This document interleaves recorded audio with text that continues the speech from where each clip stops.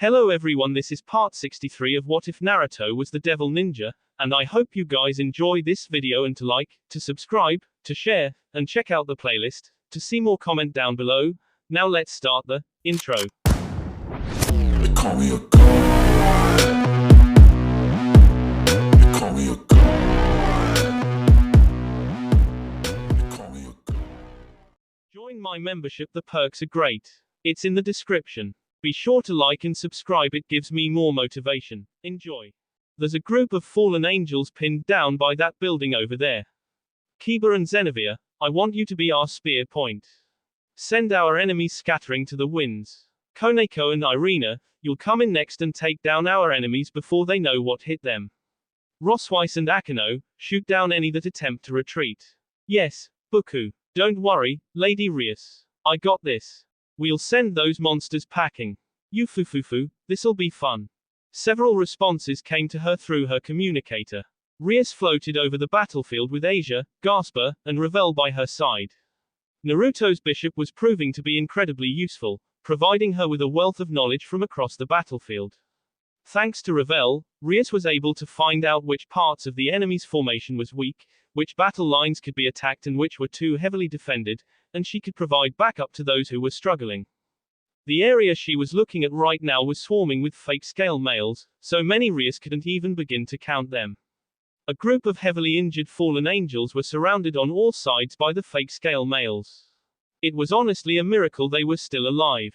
About 4 of them were unconscious and the remaining 8 were on their last leg, battered, bruised, and covered in blood. Just then, 2 streaks of light set into the enemy formation. They were Kiba and Zenevia. The one who presented the opening attack was Zenevia, who swung ex-Durandal with all the strength in her arms. A powerful wave of white energy erupted from the weapon, slicing clean through nearly a dozen fake scale males and even splitting several buildings in half. Rias shook her head. The girl was lucky her aim was so good. She could have killed the people they were trying to rescue if her aim was even a millimeter off. Immediately after Zenevia's attack softened them up, Kiba raced in through the gap and began decimating the enemy ranks with precise strokes of his blade. Some of the enemies tried to use Dragon Shot against him. They shouldn't have bothered. In fact, using such an attack on a knight like Kiba was probably the dumbest thing they could have done. Kiba vanished with the speed only a knight could possess, and the dragon shots went through the spot he stood and slammed into their fellow fake scale males. Nearly a dozen armored enemies from friendly fire. Then Kiba appeared again, swinging his holy demonic sword with enough force to remove the heads from his enemies' shoulders. Koneko and Irina, it's your turn. Just leave this to me, Buku. I'll send these douches packing. I'll help out where I can. Koneko had been standing on a building and waiting for her chance to attack. Once Rias gave the order, she leapt down from the building and descended toward the fake scale male army. She had already released her Nekomata mode too. Her split tail and cat ears were visible and her body was covered in Tuki. As she landed on the ground, Koneko slammed her fist into it, unleashing a powerful earthquake that knocked every enemy within 15 meters off their feet. Not one to miss an opportunity, Koneko attacked all of the downed opponents, destroying them with strength enhanced by Tuki. A heel drop set open the chest of one of the scale males. She dropped onto all fours as another 2 came her way, raised herself onto her hands, and did the splits. Both legs shot out and struck the fake scale males so hard they were lifted off their feet and thrown back. Spinning around, Koneko didn't stop with just those 2. She was like a helicopter as she began kicking away any scale male that tried to come near her. With her Tuki-infused strength, she was more than capable of breaking the armored beings apart like a baker cracking eggs. One thing Rias had noticed about these fake scale males was how much weaker they were than the real thing.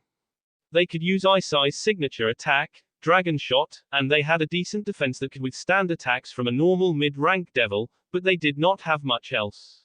Her own forces were far more powerful and capable of taking down multiple fake scale males without breaking a sweat.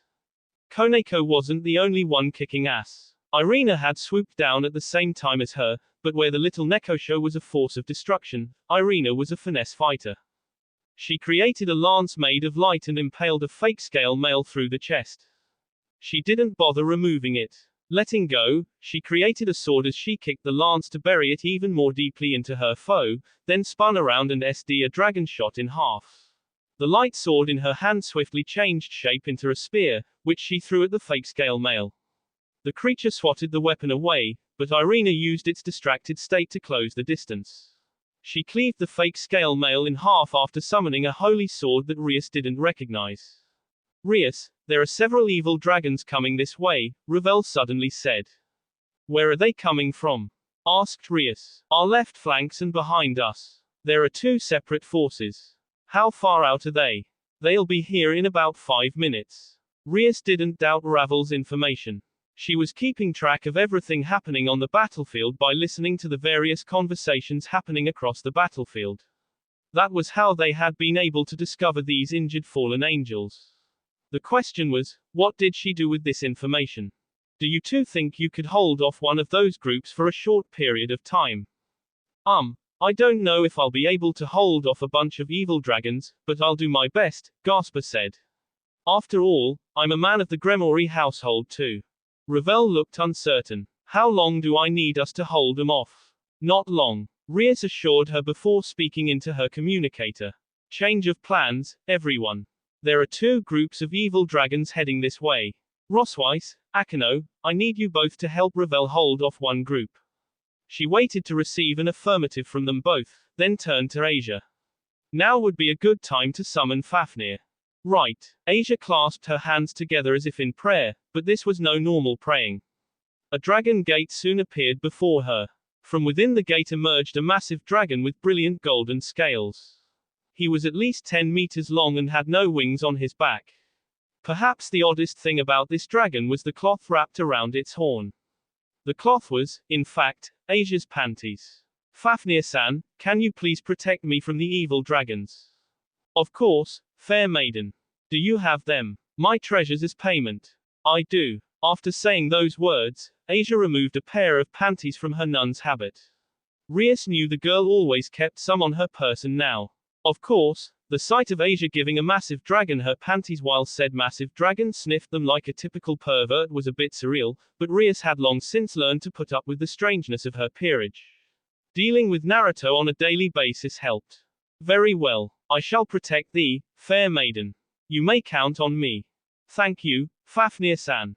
With the giant golden dragon now protecting Asia, Rias didn't fear for the girl's safety, and so she turned to face the incoming horde of evil dragons. The group coming in from behind consisted of 3 evil dragons. Each one was about 10 meters in size, putting them in the same class as Fafnir. One had red scales, one had orange scales, and the last had green scales. She didn't know if their scale color signified something, but she decided it didn't matter in the end. All she could do was fight with everything she had. Taking a deep breath, Rias allowed her demonic power to flow through her. Then she directed it and created a single sphere. It was small, barely the size of her fist, but it crackled with repressed power. She added more power. It tried to grow in size, but Rias quickly suppressed it. Once her highly mobile sphere had what she deemed was enough power, she sent it at the dragons coming her way. Ruin the Extinct was a SK that her brother had created and mastered. Also known as demonic bullets of annihilation, it was the ability to shape the power of destruction into numerous, highly mobile spheres that were able to eliminate anything it touched without leaving a single trace behind. Rias did not have her brother's mastery over this technique, and she could only make one bullet, but she could control that single bullet with enough precision to move it wherever and however she wanted. The evil dragons saw her attack coming and decided to evade it rather than face it. Perhaps they sensed the massive wellspring of power packed inside that tiny sphere. Unfortunately for them, Rias moved the sphere as they tried to dodge. Her attack struck the wing of the green-scaled dragon, which caused the creature to cry out in pain as the wing disappeared. With only one wing left, the dragon was unable to maintain lift, and it crashed into the ground far below. Rias put the dragon out of her mind and focused on the remaining 2. By this point, the 2 dragons had already closed the distance, and so she was no longer able to use long-range attacks.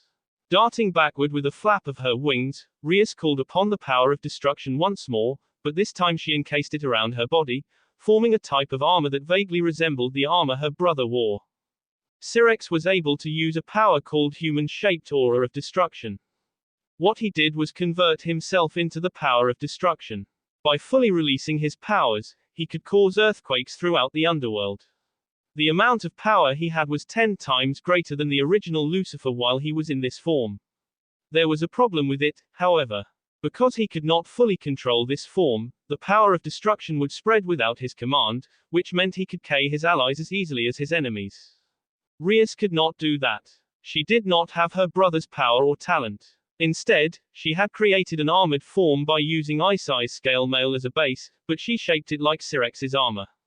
This gave her increased defenses and forced anyone attacking her to be wary of annihilating themselves.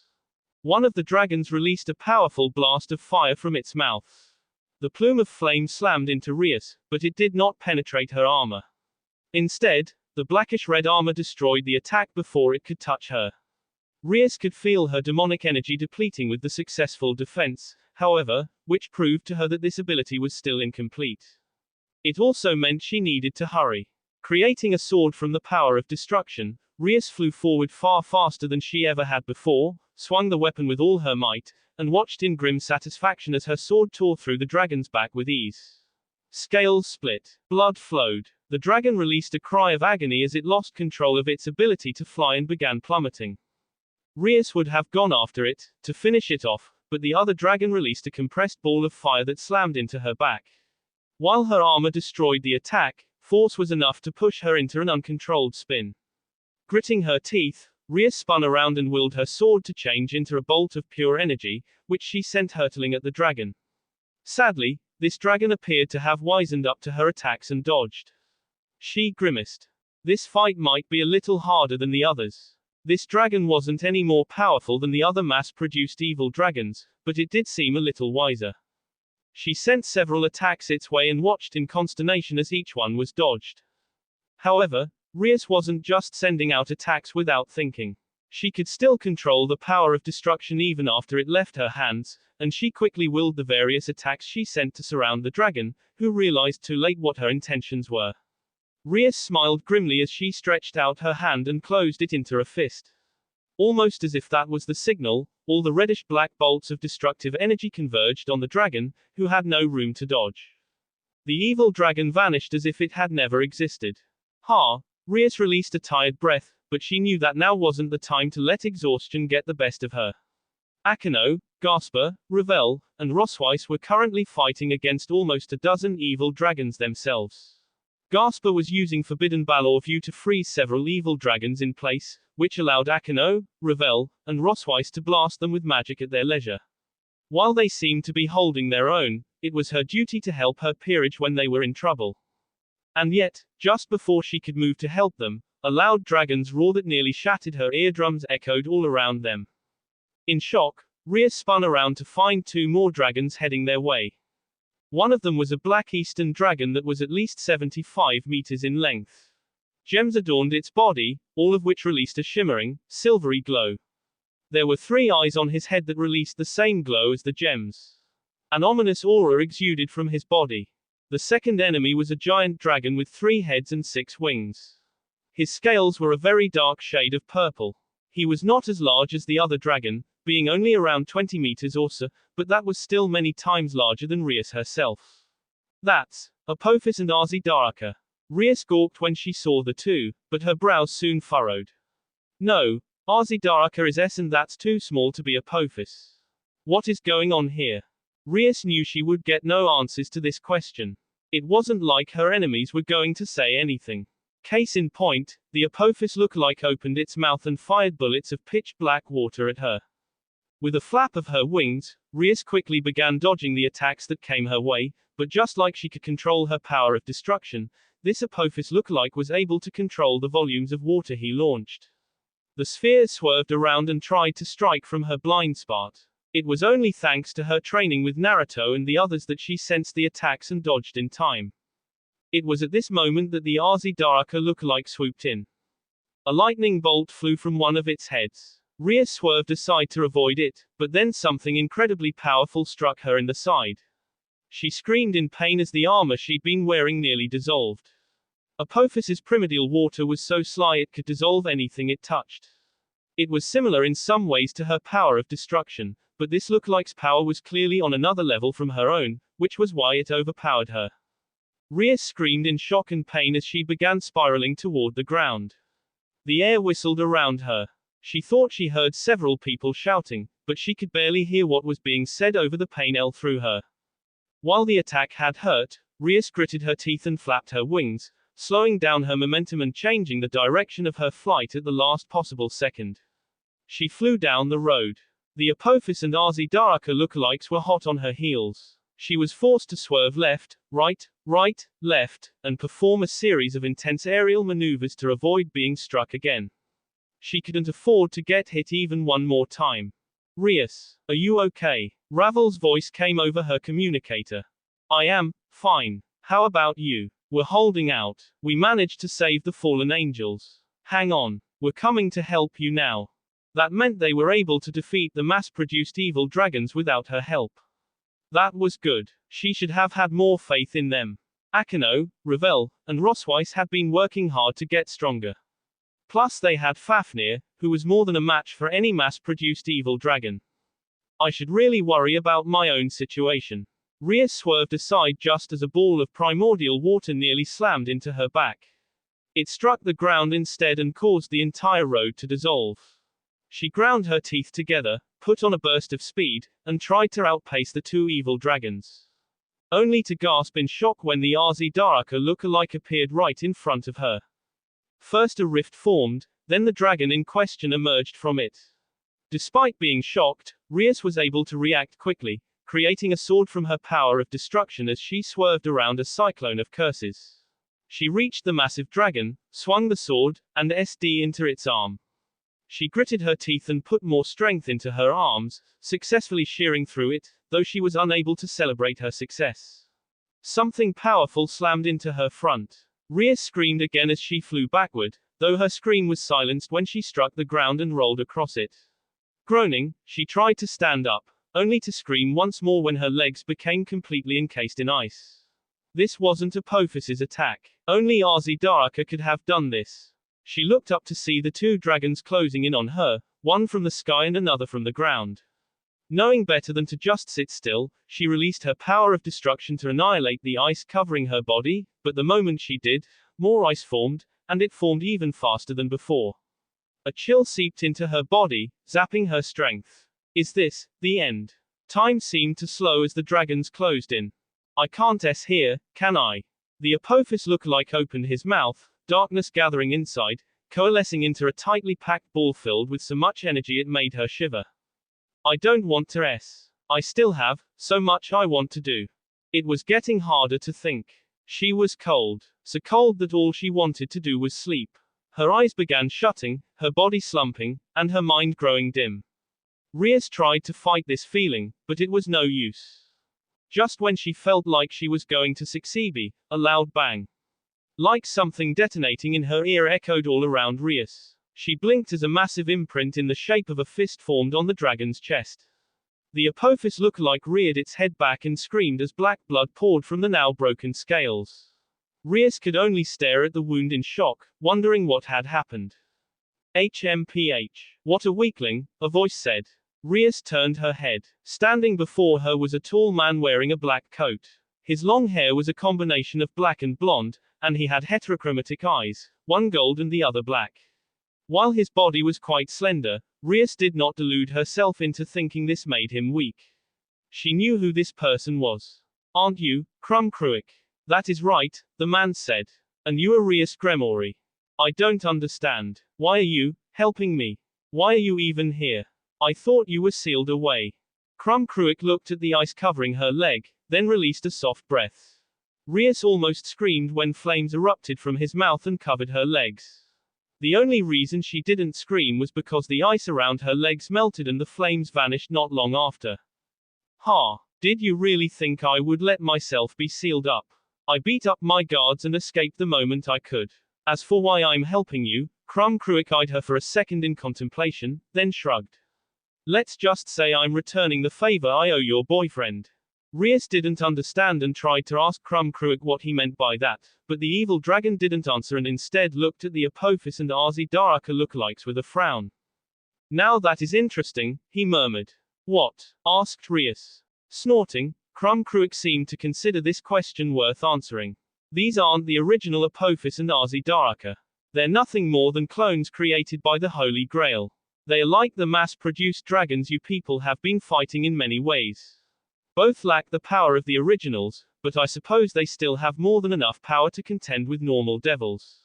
So that was why they were smaller than the original Apophis and Daraka. Rias had thought there was something odd about these two, but she hadn't considered they were just clones of the originals. All right, just leave this to me, Krumkruik said as he rotated his shoulder cuffs and slowly walked toward the two evil dragon clones. Neither of the clones seemed intelligent.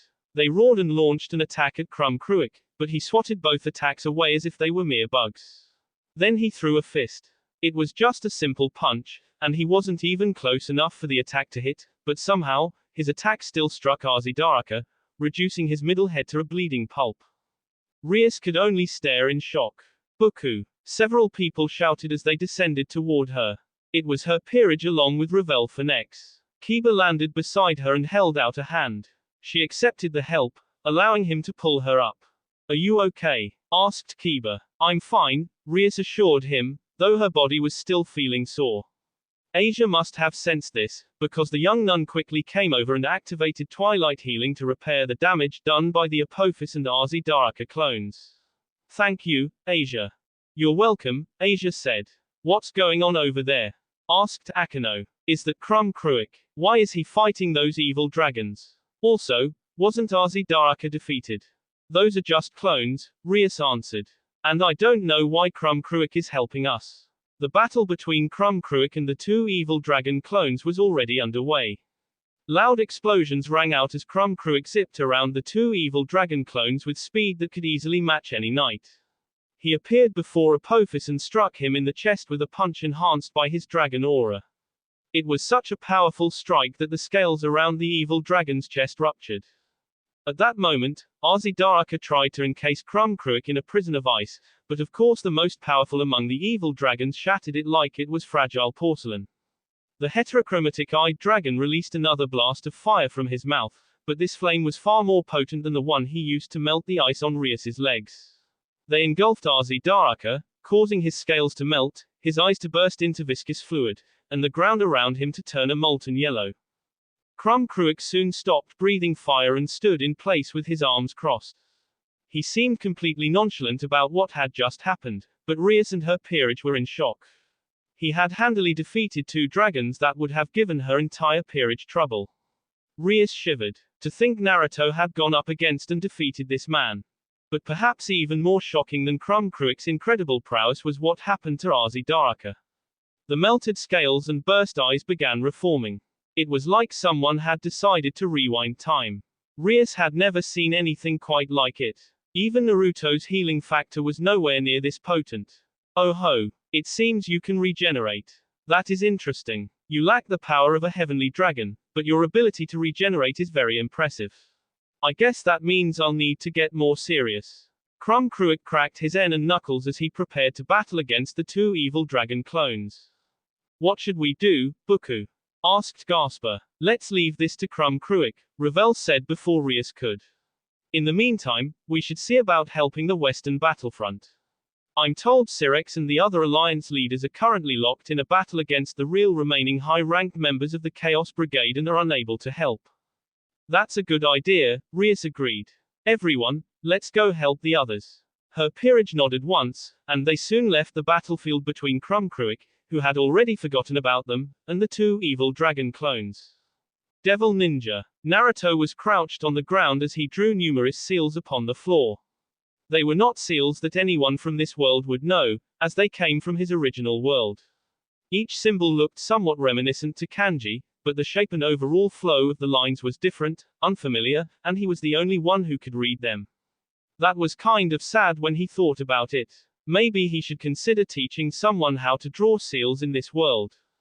He wasn't alone. Office was with him. She stood against the wall, her arms crossed as she watched him with careful eyes. He didn't know what she was thinking. Her face remained a blank slate, but that wasn't too unusual. Office's face almost always looked like that, except when they were having Then she just looked lewd. Are you sure this seal will allow me to reclaim the power that was stolen from me? She asked. It should, Naruto said. What if it doesn't? Then we're fed. That doesn't instill much confidence. Naruto shrugged as if to say, what more do you want from me? Seals were a very precise type of jutsu meant to seal everything from objects and living beings to chakra. It could also be used to restrict someone's movement or unseal objects. What Naruto was doing right now was creating a seal that would seal Office's power inside of the room, and then unseal that power inside of Office, thus transferring her power back to her. Well, that was how it would work in theory. I'm about done, Naruto said at last. Do you think you can lead Lilith to this room? And how do you propose I do that? You like candy, right? I'm sure Lilith is the same. Why not lead her here with candy? Office stared at him with one of those, you cannot be serious, expressions his women sometimes give him when he says something stupid, but he was being serious. Wasn't the powerful girl who loved sweets a popular trope?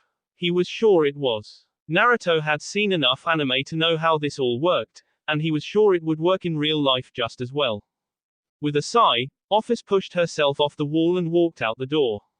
Naruto watched her go, and when the door shut behind her, he turned back to his seal. He just needed to add a few more brush strokes. Devil ninja. What? Our son is a devil. Issei stared in quiet horror at his mom and dad after Rizvim dropped that bomb on them. He had never once told his parents about what he had become. Part of the reason for this was because he wanted them to live normal lives, but he wouldn't deny that another part was because he didn't want them to reject him. His family might make fun of him for being a pervert. However, they were still his family and he loved them dearly. That's right, Rizvim crowed. He is a devil, a monster that lives off the desires of humans. His mom and dad looked at him, and Issei looked away. He couldn't bear the thought of seeing their hate-filled gazes. Beside him, Varley remained silent, either out of respect for Issei or because he was waiting for an opening to attack Rizvim. Issei couldn't be sure. He liked to think it was the former. Is this true? Asked his father. Issei clenched his hands into fists. His arms were shaking. What should he say? Given everything that was happening, it was unbelievable they would believe him if he said it wasn't true, which meant his only option was the truth. Why yes, it's true. I almost a year ago and was turned into a devil by Ryusubuku, he confessed. Silence filled the room. Issei could hear his own heavy breathing and pounding heart. It felt like his heart was going to break his ribcage into 1,000 pieces with its incessant beating. That actually makes a lot of sense. What? Issei blinked stupidly at his dad who, despite the situation, didn't seem too bothered as he nodded several times. It was ridiculous. His father was hanging from a cross, he was being held hostage by none other than the ultimate evil boss, and he had just been told his son was a devil, but here he was nodding along as if everything suddenly made sense. I always wondered how you could suddenly become so popular with the girls, his father explained. It was so random. You've always been the kind of loser whose obsession with BS turned all the women around you away.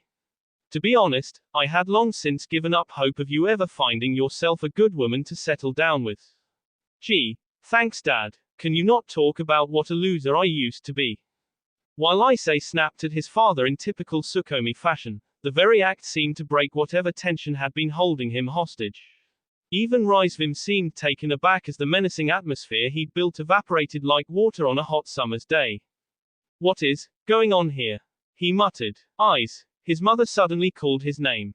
When he turned to her, it was to see she was giving him a smile only mothers could have. No matter what you are now, it doesn't change the fact that you are and always will be our son. We love you no matter what.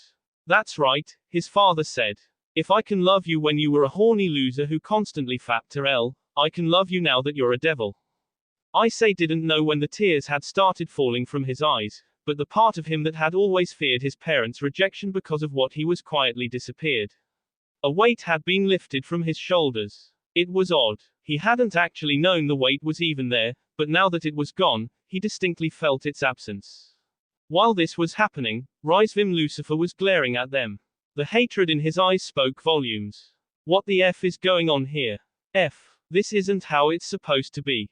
Why aren't you condemning your son? Why would we do that? Asked Issei's dad. He's our son. Of course we're not going to condemn him.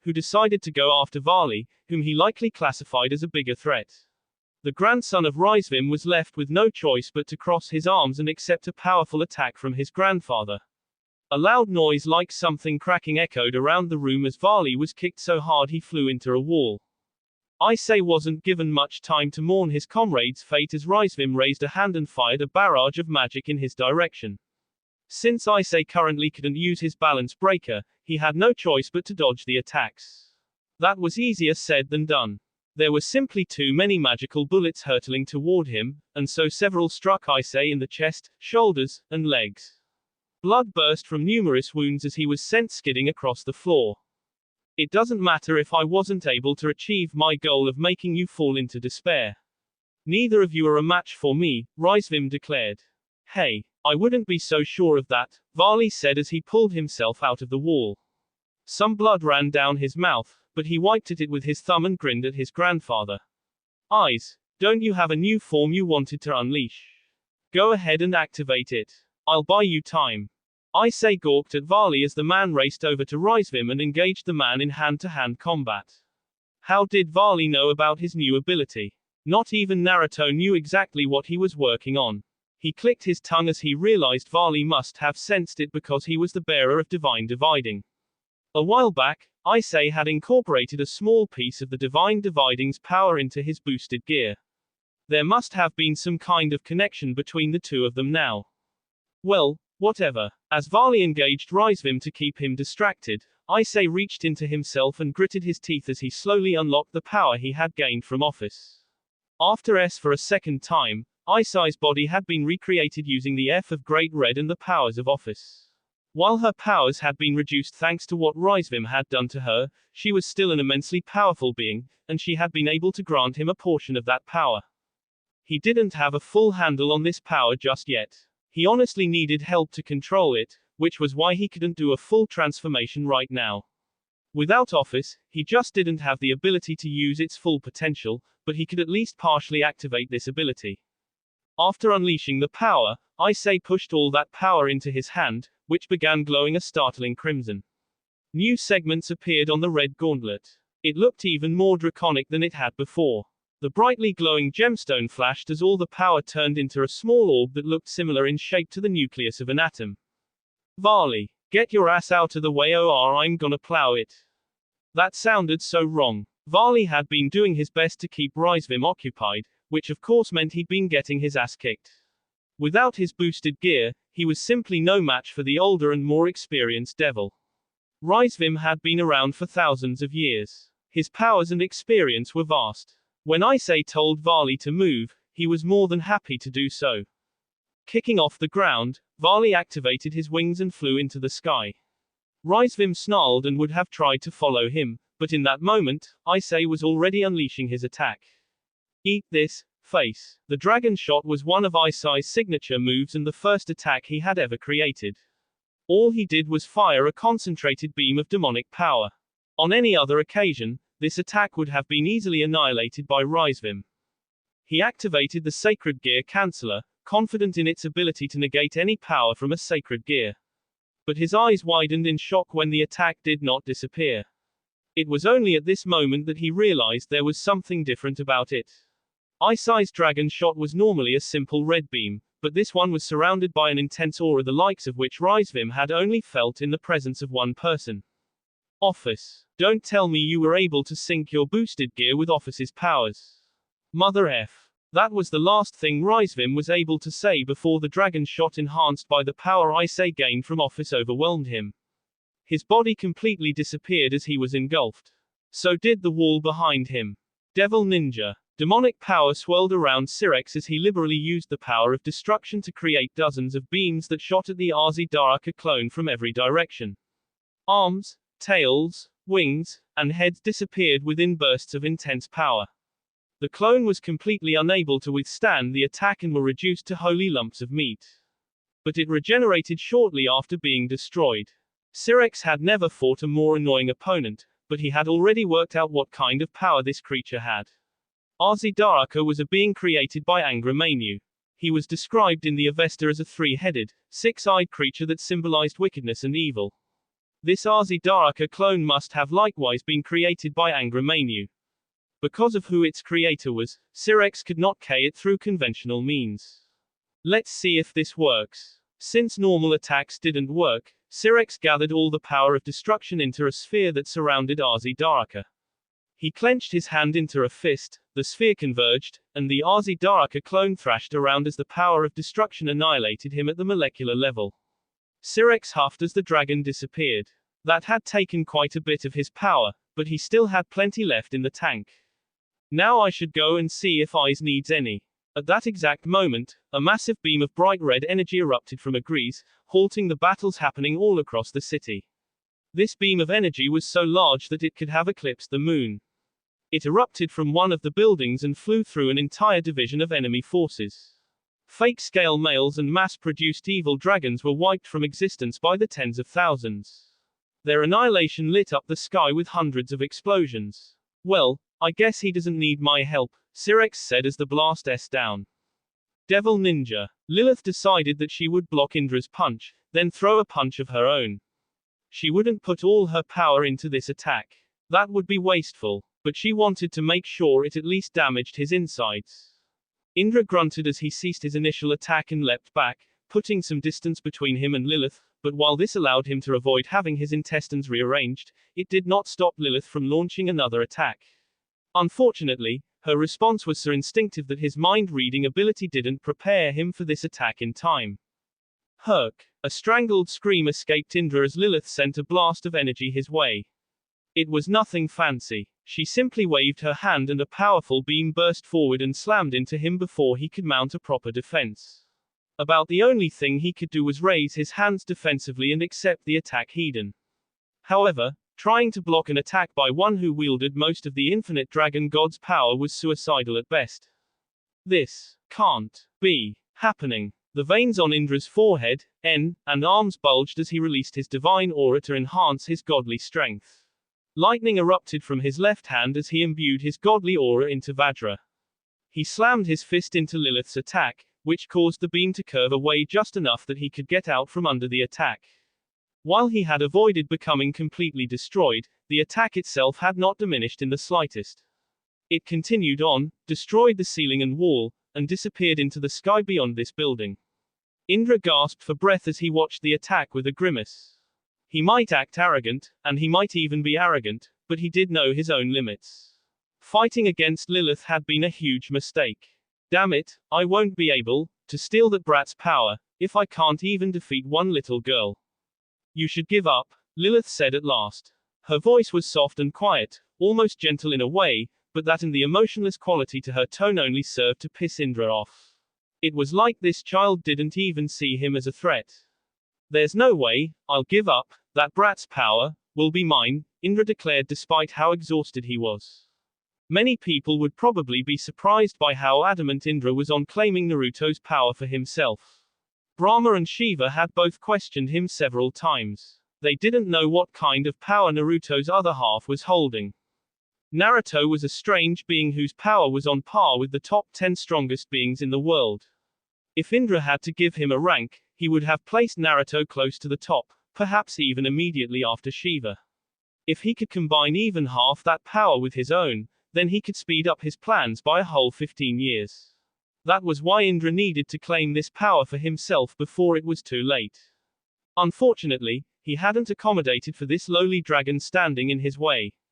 If you insist on trying to break through here, then I will just destroy you, Lilith proclaimed.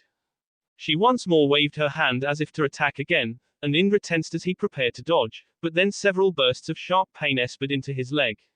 He looked down to find numerous purple snakes clamping their jaws onto him.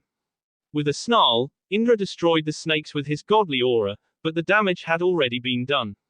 Weakness suffused his body. It felt like his bones were growing brittle. He slumped onto his hands and knees, unable to believe how easily he had been beaten. So this is the difference between me and the one hailed as the strongest being in the world. Before Office had lost her power, she had been known as the strongest being in the entire world. Not even Shiva could compare to her. Nearly 90% of that power was now in the possession of the child before him, making her the new strongest being in the world. Indra understood that not even Shiva would be able to win against this child. Damn it. Lilith walked slowly up to Indra as if she didn't have a care in the world. Indra could do nothing more than glare at her from behind his sunglasses, which were skewed and getting ready to fall off his face. You're a monster, he exclaimed. I am. Lilith tilted her head as if she didn't know what that meant, but then she shrugged, seeming not to care, and reached out to grab Indra's head. You probably shouldn't do that. He might be a jerk, but that man is very important to the Three Factions Alliance right now, so I would appreciate it if you didn't K him, someone with a similar emotionless quality to Lilith said from behind Indra. It was Office. She walked into the room and stopped beside the two of them. Lilith stared at her with a blank look. I need to K him so he doesn't interrupt the sealing ritual, Lilith said as if that was all the reason she needed. You've already stopped him in his tracks. He no longer has the power to stop it. Must you K him? Asked Office. I do not know. But I must protect the sealing room. Anyone who tries to enter must be destroyed. HMPH. I see you have no concept of free will. I pity you. Anyway, here. What is this? You like sweets, don't you? This is chocolate. Office handed an unwrapped candy bar to Lilith. The chocolate was from the Meiji brand, the current leading chocolate manufacturer in Japan. This particular chocolate was simply a block of milk chocolate. Koneko had introduced Office to his kind of chocolate during one of their shopping excursions, and it was easily her favorite flavor. Each piece was rich with the flavor of cocoa and the slightly bitter kick of dark chocolate. The combination was perfect. Since it was Office's favorite candy, it would surely be Lilith's favorite too. Lilith wordlessly reached out and accepted the candy bar. She didn't hesitate to nibble on it. Indra finally got to see the emotionless girl's eyes widen in surprise before she greedily devoured the chocolate.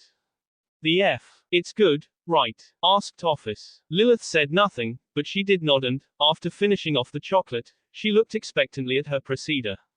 I have more chocolate for you, but you'll need to follow me. Lilith considered that for a moment, then nodded. Okay.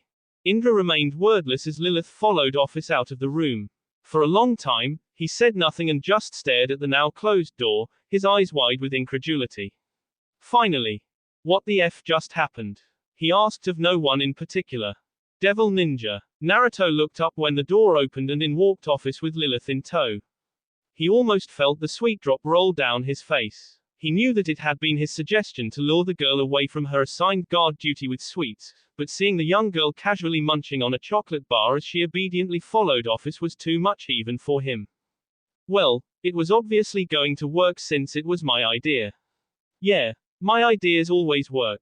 This is just more proof of my greatness. Mwahahahaha. All your ideas work, huh? Need I remind you of that time you had the bright idea of trying to snort ramen? How'd that work out for you? Why must you bring up my one bad idea? One bad idea. Then what about the time that you... All right, I get it. So I'm not perfect and I make mistakes. Yeesh. You could at least let me have my moment of glory, can't you? I cannot. If I did that, then you would get a big head, well, a bigger head than the one you already have. You are mean. Naruto, I brought Lilith, Office said. Yes, I can see that. Okay, so this is what you both need to do. Office, I want you to stand in this circle, and Lilith, I want you to stand in that circle. Please do not move, okay? Will I get more candy if I stand in that circle? Asked Lilith. Quote, comma, quote. Quote, comma, quote. Naruto stared uncertainly at Lilith, then glanced at Office, who merely shrugged as if to ask, why are you looking at me? You already know what to do. Answer, with a slight sigh, Naruto summoned a bar of chocolate from a storage scroll.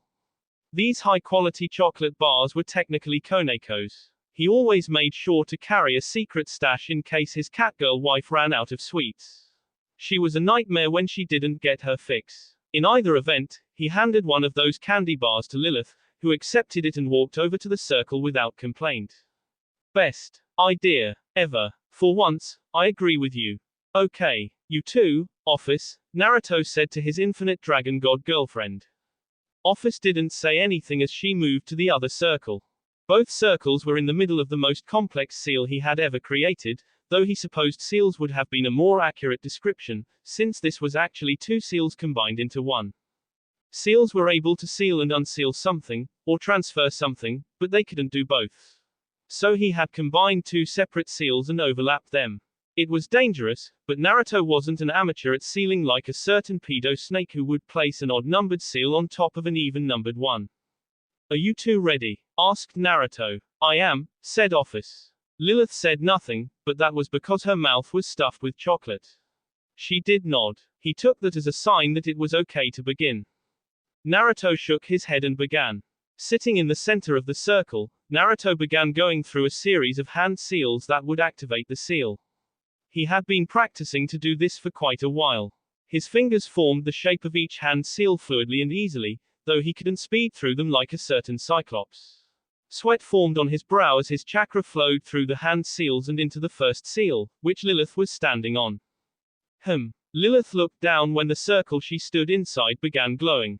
Naruto bit his lower lip and slammed his hands onto the seal. The glow intensified as it began draining Office's power from the girl, who suddenly stumbled as her knees weakened. She looked up in surprise, unable to do much more by this point, before falling to her knees. Naruto carefully observed how much power he was absorbing from Lilith. She had so much of Office's power that she might as well have been the new Office, which meant he had quite a bit to drain. This could take a while. What should I do to keep from getting bored? Oh, I know. Maybe I should sing. Please don't. 90 bowls of ramen on the wall. 90 bowls of ramen. Take one down and pass it around. Wait. Why would I pass around ramen? What kind of sacrilegious song is this? Whoever came up with this song is a complete idiot. You're the one who came up with this song. Oh, I know another good song. Yeah, I still masturbate while eating top ramen. At a faster rate in the bigger quantities. It counts as R when I'm slurping at this unbelievable pace. I turn the temperature up all the way. Sweat up on my face. If you give no effort. If you got no money. Then I got a cheap method. Crack it open, throw it in a pan and let it cook. B. Now that's a real education. F books. If you wanna make in college, acknowledge. For the love of all that is holy, will you stop singing already? What? It's a great song. It is not a great song. It is a horrendous song.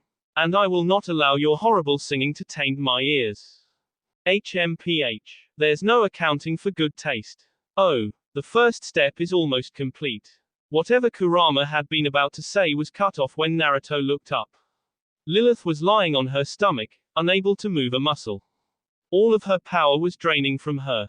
She only had maybe a fourth of it left. It wouldn't be long now before he could activate the second seal to transfer all that power back to Office. That is enough, Naruto. The words caused Naruto to turn around. Office stared at him with an expectant look. Are you sure? Yes. This is enough power. I do not need any more than this. But, if you do this, then your goal. Office's original goal had, for the longest time, been kicking Great Red out of the dimensional gap. She needed great power to accomplish this goal. However, now she was saying it was okay for Lilith to have a fourth of her power, which was completely counterproductive to her original goal. You know that is not my goal anymore, Office said, shaking her head. My goal now is to live with you and the others. And to see if we can have children. Can you even get pregnant? I will be looking forward to trying every day for the rest of our lives together. Naruto and Office stared at each other for a second longer, and then Naruto nodded. Well, okay then. Let's get to Phase 2. Phase 2 involved taking the power he sealed from Lilith and transferring it to Office, which required another long string of hand seals that felt like they took forever to complete. Naruto would have sung. However, the moment he tried, Kurama began shouting in his mind, which distracted him and made performing hand seals hard. He really didn't understand what the fox had against his awesome singing.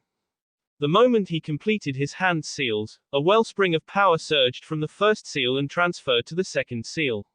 It was hard to describe what happened in words. Millions of ethereal purple snakes burst from the seal and traveled toward Office, where they shirred around her and converged to create a pile so thick Naruto could no longer see the infinite dragon god. A bright glow soon encapsulated the snakes. He was forced to close his eyes lest he be blinded. The power soon vanished. The light down. When Naruto opened his eyes again, it was to find Office staring at her own hands like they were foreign entities. She closed and opened her hands several times. As she did, Naruto stood up and walked over to her. How do you feel? He asked. I feel much better. Complete. Office looked up at him. I don't want to admit, but I have felt rather uneasy all this time. My power is as much a part of me as an arm or leg. Now that it's finally back, I can safely say I never want to be without it again. I'm surprised you let Lilith keep some of your power, he said. Office looked over at Lilith, who was still lying in her circle. The girl was clearly unconscious. She hadn't moved from that spot even once. What happened to me is upsetting, but that is not Lilith's fault. She is just a pawn who was created and used by Rizevim. Do you pity her? I do. Naruto wondered if Office even realized how much she had changed since they met. She would have never pitied someone before, but now she was showing pity to someone who had a hand in wronging her, all because none of what happened was technically Lilith's fault. As a being created by Rizevim through the Holy Grail, she really had no choice but to do as ordered. But Office still would not have pitied her in the past. What do you want to do with her? He asked. We will take her with us, Office decided after a moment. All right. Naruto began walking over to Lilith. Then let's, whoa. Naruto and even Office yelped in surprise when the entire room began to shake. No, it wasn't just this room. Naruto realized that the tremors had extended far beyond this room and were shaking the entire floating island. At that very moment, a power that was easily on par with Shiva or maybe even coming close to Office's original level of power descended upon Agrees, and Naruto realized what this meant. They were too late. Yami had succeeded in becoming Trihex's Jinchuriki. Devil Ninja. There was not a single person present who did not feel the overwhelming sense of dread that exuded from Agrees. Vile. Repugnant. Evil. It was as if every dark emotion in the world had become manifested as physical sensations.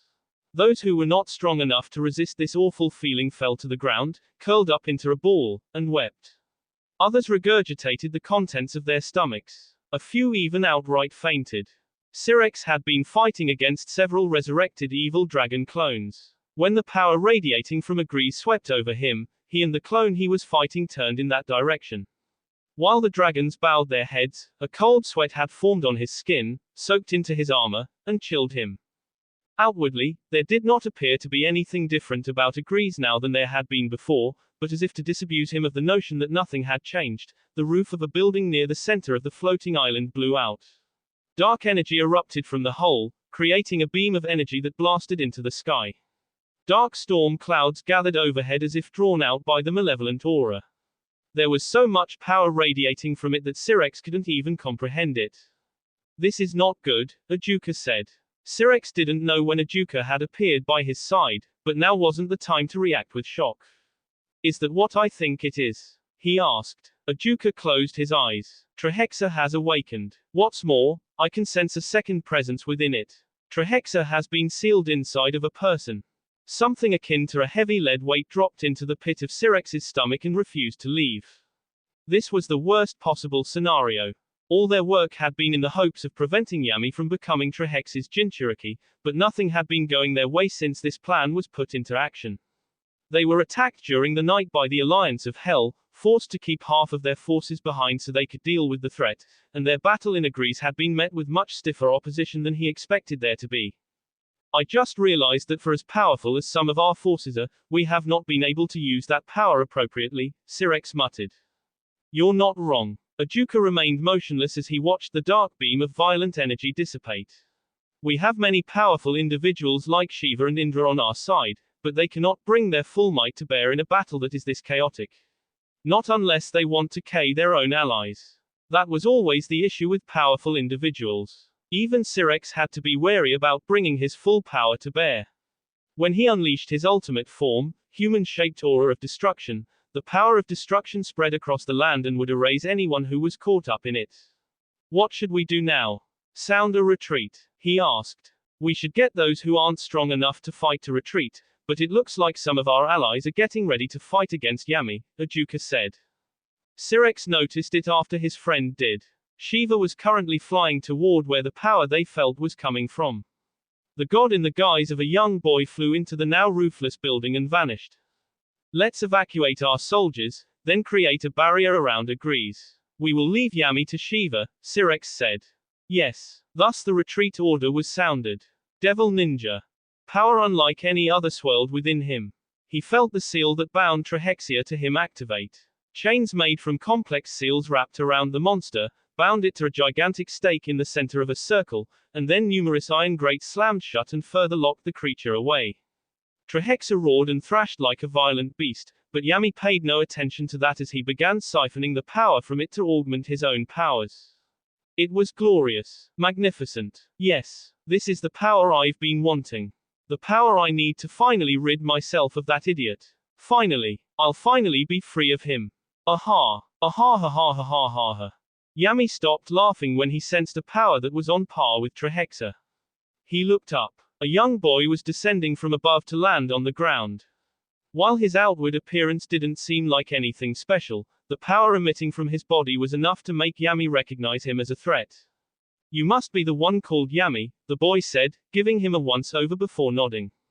I can see you really are Naruto's other half. The resemblance between you two is uncanny. HMPH. And you must be Shiva. Don't lump me in with that loser. I'm nothing like Naruto. I have ambitions and desires, and I'll do anything in my power to see them met. Is that so? Well, unfortunately for you, I am not sure I want to see those ambitions of yours come to fruition, Shiva said, pointing a finger at him. So it looks like I'll have to stop you. Do you think you can? Yami grinned as he felt the power from Trahexia coursing through him. While Shiva's power might be somewhere on par with Trahexia, that was only when its power was not being amplified by his own. Yami quickly circulated the dark power through his body, reveling in the sensation of hatred that he could feel from the beast. Black energy erupted from his body and formed a cloak of pure darkness. It was similar in many ways to the chakra shroud that Naruto gained when he used Kurama's power, but this had no designs on it. It was just a pitch black cloak. His transformation didn't stop there either, as claws extended from his hands, blacker than a world without light and so sharp they looked like they could split the universe in half.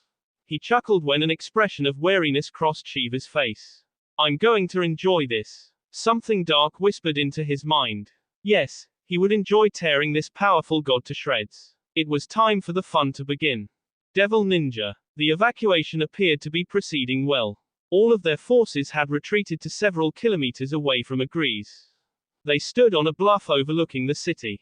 The wind blowing through the clearing seemed almost ominous. While their forces had made a successful retreat, they were a sorry bunch. Most of them were injured in some way. Over there was an angel who was missing an arm. The stump had stopped bleeding, but they hadn't been able to find the arm on the battlefield, so they couldn't reconnect it. A pair of devils crouched over by a boulder, their heads wrapped in bandages that were soaked through with blood. Close by to the angel was a fallen whose left leg had been destroyed by an errant attack. She sat on the ground with her back pressed against a log. The stump of her leg was wrapped up with a tourniquet to keep it from bleeding until one of the healers could tend to her. Rias and her peerage were better off by comparison. While all of them were injured to some degree, their wounds were nowhere near that bad. Kiba was bleeding from a head wound, Irina had small cuts running across her arms and legs, and Koneko had several large bruises from going toe-to-toe with evil dragons. Rias herself was bleeding profusely from a wound on her left arm. One of the fake scale males had attacked her from behind when she was dealing with a mass-produced evil dragon and she hadn't been able to move out of the way in time. Fortunately, they had their own healer. This will only take a moment, Asia said as she held her hands out to Rias's wound. The rings on her finger were glowing with a quiet radiance that was soft, gentle, and tender. Twilight healing was very much like its owner. Rias sighed in relief as her wound healed. Thank you, Asia. It's no trouble. Asia smiled at her before moving on to heal the others. Rias watched her for a moment, then grimaced and looked at her group. Not all of them were present. Issei was there, sitting next to Zenivia, Kiba, and Gasper. Koneko, Irina, Rosweiss, and Ravel were all together. Lefei had joined Varley and his team.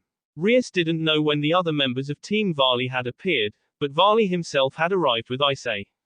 It seems our circumstances have become pretty unfavorable, haven't they? Said Akano as she sat beside Rias. She had a number of cuts and bruises on her body. There was even a large red mark around her T. A dragon had wrapped its tail around her and left that mark, though it was slowly disappearing now thanks to Asia's twilight healing. Yes, it seems our situation has become grim, Rias muttered. She looked over at Agrees, currently sealed inside of a barrier that was being created by some of the most powerful members of their alliance. Syrex, Ajuka, Brahma, and even Indra had combined the powers to create this barrier. It looked like a massive sphere of glimmering silver with hundreds of millions of magic circles surrounding it. She had never seen anything quite like it before, but then again, this was the first time in history gods and devils had worked together. You seem worried. Thinking about Naruto? Asked Akeno. Of course I am. Rias sighed. Naruto did not show up when the retreat order was given, which means he's likely inside of that barrier even now. I'm surprised you're not throwing a fit trying to break through the barrier, Akeno hummed with a mischievous smile. Rias attempted to scowl at her. I'm not that bad. Rias, you get so worried about members of your peerage, and Naruto in particular, that you became practically useless when Naruto was KPED. It took nearly a week to get you out of your funk. You buried yourself in your work simply because the thought of Naruto vanishing frightened you so badly. Warmth blossomed on Rias's cheeks. She said nothing, but that was because she couldn't deny what her second-in-command said. I've gotten better, Rias muttered. Besides, I have faith in Naruto now. We all do. Anyway, I'm sure Naruto is fine, so try your best not to worry too much. Thanks, Akeno. Rias smiled as Akeno placed a comforting hand on her shoulder, though she removed it moments later to thank Asia and tease the girl a little. Rias put the two out of her mind as she looked back at the barrier. She thought about maybe going up to Mephisto or one of the vice commanders to ask about what they should do now, but an explosion tearing the ground apart near the edge of their ragtag army drew her attention. What's going on over there? Asked Zenevia. I don't know, but I think we should find out, said Rias. It didn't take long to discover what the problem was when a swarm of Grim Reapers, mass-produced evil dragons, and fake scale mail descended upon their army. Screams echoed from all around as battles broke out everywhere. Rias and her peerage pushed through the growing pandemonium. These are the forces that launched a night raid on us, Ravel exclaimed. Are you sure? Asked Rias. I'm positive, Ravel said. That was not good. If this was the group that had attacked them before they could launch an assault on Agrees, then it meant the forces they had left behind to deal with them had lost. The thought caused Rias to feel sick to her stomach. Koneko or Kuroka, can either of you sense where Hades and the other members of the Alliance of Hell are located? Rias asked. I'm sorry, Buku. I can't detect them with all this chaos, Koneko said with a shake of her head. Don't worry your pretty little head. I can find them. Kuroka seemed confident, so Rias had the group close ranks to protect the woman as she closed her eyes and tried to sense where the most powerful enemies in the Alliance of Hell were located. She finally opened her eyes. Her expression was worried. This is not good. It looks like the Alliance of Hell leaders are heading toward the barrier. Rias quickly determined that they were planning to K Syrex and the others while they were distracted maintaining the barrier. Now was literally the perfect time. We're splitting up. Eisenvali, I want you to deal with Hades. You two are the strongest ones here right now. Akeno, Koneko, and Asia will join me in dealing with Nyx. Kuroka, I want you to fight Erebus with the rest of Team Vali. Meanwhile, Rosweiss, Lefay, Kiba, Zenevia, Gasper, and Irina will fight Tartarus. We can't let them K our leaders. Right, leave it to me. Don't worry, Rias. I'll do what I can to help. Ooh, I'm worried about Lord Michael, but I'll still do my best. Everyone gave Rias an affirmative and she asked Kuroka to tell them exactly where their enemies were. Once she had their location, she ordered everyone to split up and get moving. Rias ended up heading to where Syrex was. She only hoped they didn't arrive too late. That will be all for this video. Be sure to like, subscribe, share, and comment down below for more videos. Goodbye.